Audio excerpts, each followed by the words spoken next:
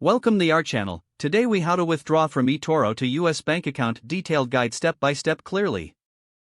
Start by logging into your eToro account using your credentials. Navigate to the portfolio section of the platform.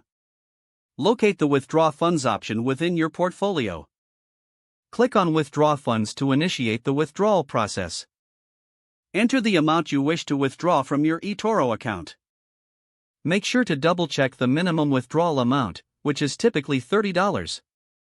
Next, you will need to select your withdrawal method. Choose bank transfer to withdraw directly to your US bank account. Fill in your bank account details as prompted. This includes your bank name, account number, and routing number. Ensure that all information is entered accurately to avoid transaction issues.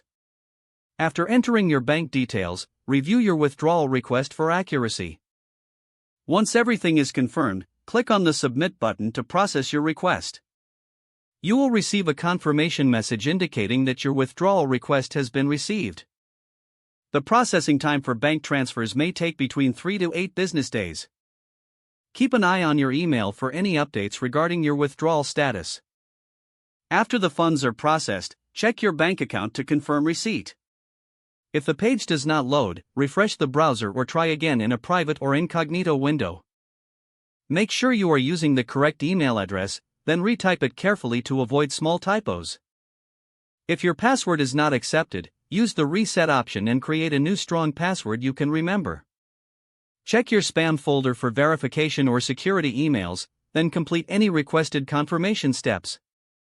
Enable two-factor authentication if available to improve account security and reduce unauthorized access risk. After signing in, review your profile details so your contact information and settings are accurate and current.